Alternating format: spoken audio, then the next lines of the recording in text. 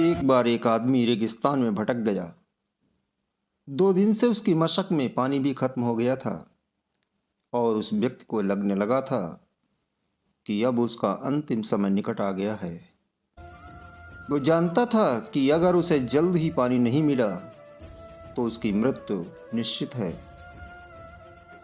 कुछ दिनों तक रेगिस्तान में भटकने के बाद उस आदमी को कुछ दूरी पर एक छोटी सी झोपड़ी दिखाई दी, लेकिन झोपड़ी देखने के बाद भी उस व्यक्ति को लगा कि कहीं ये उसका भ्रम तो नहीं है। लेकिन कोई अन्य विकल्प ना होने के कारण वह उस झोपड़ी की ओर बढ़ गया। जैसे ही वो करीब आया, उसने जाना ये उसका भ्रम नहीं है, बल्कि सच में वहां पर एक झोपड़ी थी। उस व्यक्ति में इतनी भी ताकत नहीं रह गई थी कि वो झोपड़ी के दरवाजे तक पहुंच सके, लेकिन फिर भी उस व्यक्ति ने अपने अंदर बहुत हिम्मत जुटाई और अपनी पूरी ताकत लगा दी उस झोपड़ी के दरवाजे तक पहुंचने के लिए। झोपड़ी में कोई भी नहीं था। ऐसा लग रहा था कि काफी समय से कोई भी इस झोपड़ी में नहीं आया है। वो आदमी उस झोपड़ी में घुस गया, इस उम्मीद के साथ कि उसे अंदर पानी मिल सकता है। जब उसने झोपड़ी में पानी का हैंडपंप देखा तो उसके दिल की धड़कन तेज हो गई। वहां पर एक पाइप था जो फर्श से नीचे जा रहा था। शायद भूमि के अंदर पानी के स्रोत तक पहुंचने के लिए होगा। उस व्यक्ति ने पानी निकलने की आशा के साथ हैंडपंप चलाना शुरू किया, लेकिन पानी नहीं निकला। वो कोशिश करता रहा, लेकिन उसे सफलता नहीं मिली। अंत में उस व्यक्ति ने थकावट और हताशा से हार मान ली। उस व्यक्ति ने निराशा से अपने हाथ खड़े कर दिए। ऐसा लग रहा था कि अब वो व्यक्ति मरने ही वाला है। तभी उस आदमी ने झोपड़ी के एक कोने में एक बोतल देखी। ऐसा लग रहा था कि उस बोतल को पानी से भरने के बाद बाष्पीकरण को रोकने के लिए उसके मुंह को बंद कर दिया गया था। उसने बोतल को खोल दिया और वो मीठा जीवन देने वाला पानी पीने ही वाला था कि उसने देखा कि कागज का एक टुकड़ा बोतल से बंधा हुआ था। कागज पर लिखा था, पंप शुरू करने के लिए इस पानी का उपयोग करें। जब हैंडपंप से पानी निकलने लगे तो आप बोतल भरना न भूलें। कागज में जो लिखा था उसको पढ़कर वो व्यक्ति दुविधा में आ गया।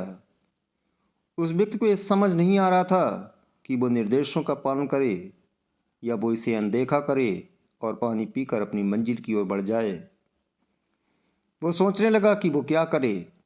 अगर उसने बोतल के पानी को पंप में डाल दिया तो इस बात में कितनी सच्चाई है कि पानी डालने से हैंडपंप काम करने लगेगा। अगर पंप खराब हुआ तो क्या होगा? क्या होगा अगर पाइप में रिसाव हो और पूरा पानी बह जाए? क्या होगा यदि भूमि के नीचे का जलाशय सूख गया हो? लेकिन दूसरी तरफ उसके मन में कुछ और भी विचार आने लगे। वो व्यक्ति सोचने लगा कि ये निर्देश सही भी हो सकते हैं। क्या उसे जोखिम उठाना चाहिए? अगर ये निर्देश गलत साबित हुए तो उसके पास अपनी जान बचाने के लिए जो थोड़ा पानी है वो भी खत्म हो जाएगा। लेकिन उस व्यक्ति ने कागज पर लिखे निर्देशों व ईश्वर पर विश्वास करते हुए अपने कांपते हाथ से उस पंप में पानी डाला और अपनी आंखें बंद करके ईश्वर से प्रार्थना करते हुए पंप चलाने लगा। उसने गड़गड़ाहट की आवाज़ सुनी और फिर पानी बाहर निकला।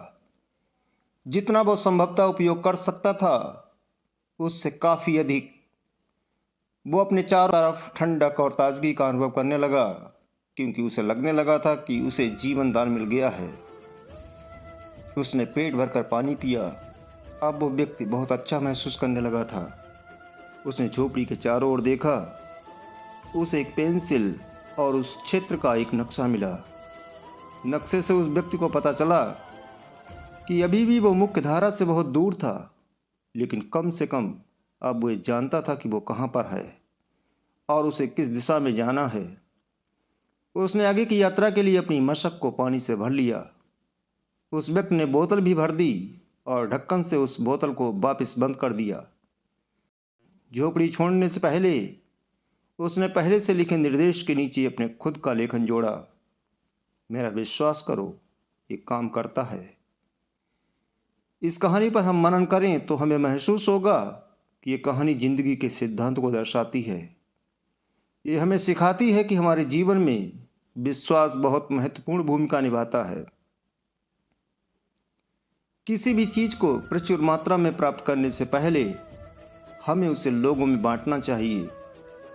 इससे भी अधिक महत्वपूर्ण बात यह है कि ये कहानी हमें सिखाती है कि विश्वास दूसरों को देने में एक महत्वपूर्ण भूमिका निभाता है। वो आदमी नहीं जानता था कि उसके कार्य का उसे कोई फल मिलेगा भी या नहीं, लेकिन वो परवाह किए बिना आगे बढ़ गया।